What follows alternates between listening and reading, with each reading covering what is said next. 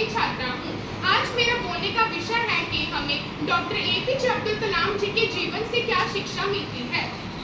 वर्ष 2010 में 15 अक्टूबर के दिन संयुक्त राष्ट्र के द्वारा दुनिया भर में विश्व विद्यार्थी दिवस मनाने की घोषणा की गई थी, क्योंकि इसी दिन हमारे देश के पूर्व राष्ट्रपति डॉक्टर APJ अब्दुल पाकिर जनरल अब्दुल कलाम जी का जन्मदिन आता है, ताकि उनके द्वारा साइंस और टेक्नोलॉजी में जो योगदान दिया गया था उसे फिर से याद किया जा सके। डॉक्टर अब्दुल कलाम जी का जन्म हमारे भारत देश में ही हुआ था, जो बहुत ही बेहतरीन वैज्ञानिक और राजनेता होने के साथ साथ एक बहुत ही बेहतरीन शिक्षक भी थे। भले ही उनका जन्म तमिलनाडु के एक छोटे से गांव में हुआ था, परंतु अपनी मेहनत और अपने परिश्रम की बदौलत उन्होंने काफी बड़े बड़े पद हासिल किए हैं। देश के राष्ट्रपति जैसे बड़े पद को भी ग्रहण किया। इन उपलब्धियों की वजह से उनका नाम देश और दुनिया में प्रसिद्ध हो गया और अब हर साल उनके नाम पर हर साल विश्व विद्यार्थी दिवस मनाया जाता है। एक विद्यार्थी होने के तौर पर डॉक्टर अब्दुल कलाम जी का जीवन भी काफी संघर्षपूर्ण था। बाल्यावस्था में अपने परिवार के भरण पोषण के लिए उन्होंने घर घर जाकर अखबारें भी बेची थी, परंतु उन्होंने कभी भी हार नहीं मानी और हर एक कठिनाई और हर एक चुनौती को स्वीकार कर वह डटकर खड़े रहे। डॉक्टर अब्दुल कलाम जी ने अपने राजनीतिक और वैज्ञानिक जीवन के दरमियान अपने आप को एक विद्यार्थी होने के साथ साथ एक शिक्षक भी माना था। उन्होंने अनेक प्रकार की प्रेरणास्पद किताबें भी लिखी, जो आज भी लोग इंटरनेट से या फिर दूसरी जगहों से बड़े चाव से पढ़ते हैं। उनके द्वारा लिखी गई किताबों से हमें अवश्य प्रेरणा मिलती है कि हमें अपने देश की तरक्की और विकास के लिए किस प्रकार काम करना चाहिए।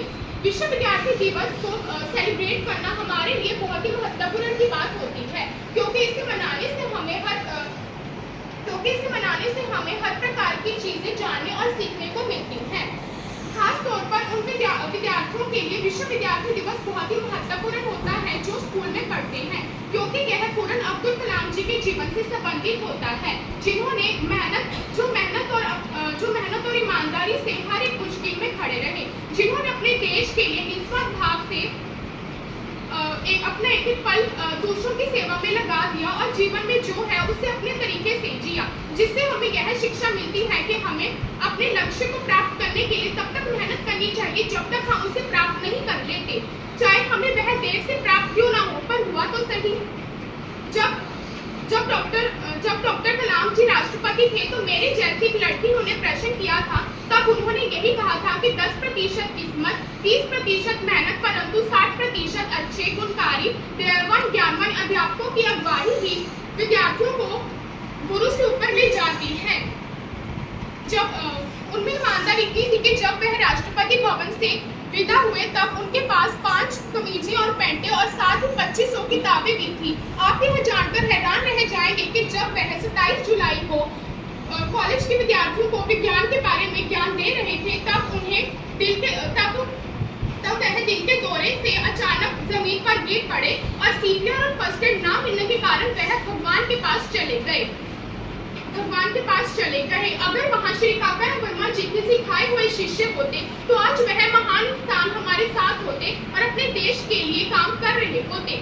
उन्होंने तो देशभक्ति के लिए शादी भी नहीं की थी, वरना देश को कुछ और कलाम भी मिल सकते थे।